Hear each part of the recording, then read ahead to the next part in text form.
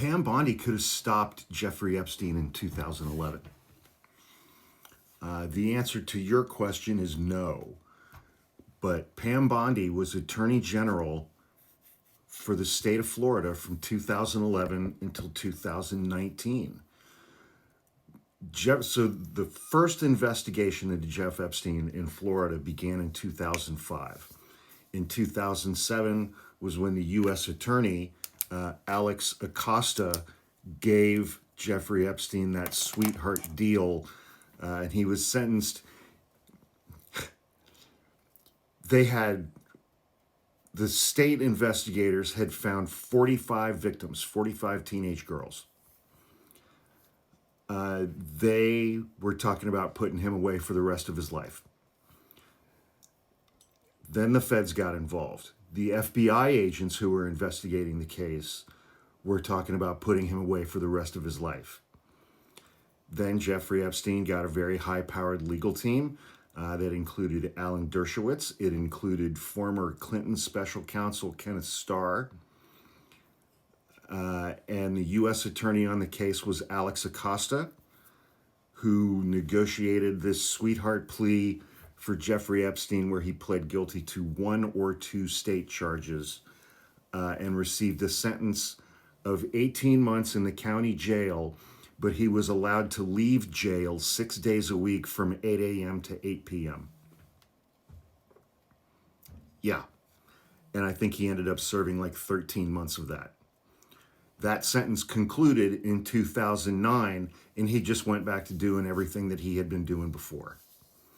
Trafficking girls between his homes and estates in New Mexico, West Palm Beach, Paris, Manhattan. And he just picked right up where he left off and did that for another decade.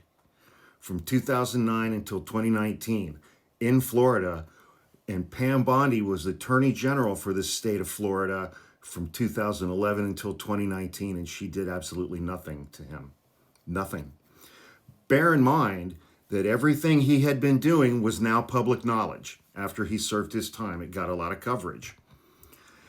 And between 2009 and 2019, because that sentence was so egregiously deficient, most of those 45 victims got attorneys and filed civil lawsuits against Jeffrey Epstein. His deposition was taken on multiple occasions. They were all speaking to the press, the victims were. It was no mystery what had occurred prior to Pam Bondi becoming Attorney General. And there were allegations and accusations against him throughout that entire decade. And Pam Bondi did nothing. In 2013, however, she did launch an investigation into Trump University. And then Donald Trump gave her a campaign donation of $25,000, and she stopped that investigation into Trump University. Trump wins the 2016 campaign. He comes into office in January of 2017, and he names that former that former U.S. attorney from Southern Florida, Alex Acosta, who gave Jeffrey Epstein that first sweetheart deal. Donald Trump names Alex Acosta as his Secretary of Labor. Then there's a reporter at the Miami Herald named Julie K. Brown, who wrote an incredible book on this called Perversion of Justice. She's still hearing all these stories about Jeffrey Epstein. She did extensive, additional, new reporting on Jeffrey Epstein and what he was doing.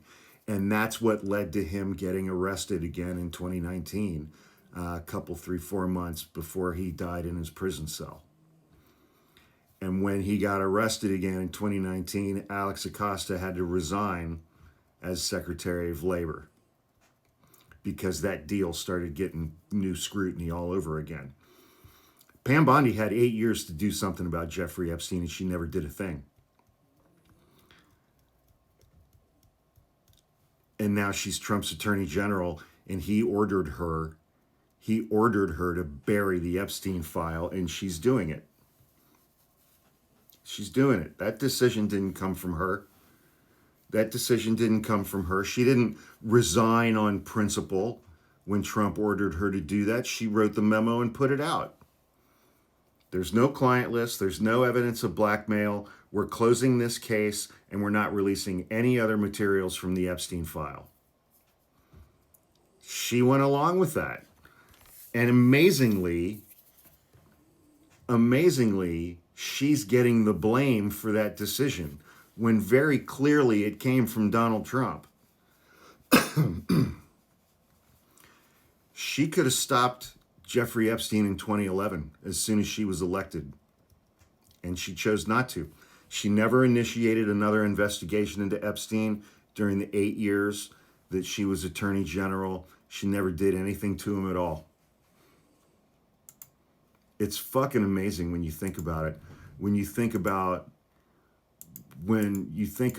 the thousands of teenage girls that Epstein continued to abuse after his prison sentence was over. He did it for another 10 years until he died. 10 years.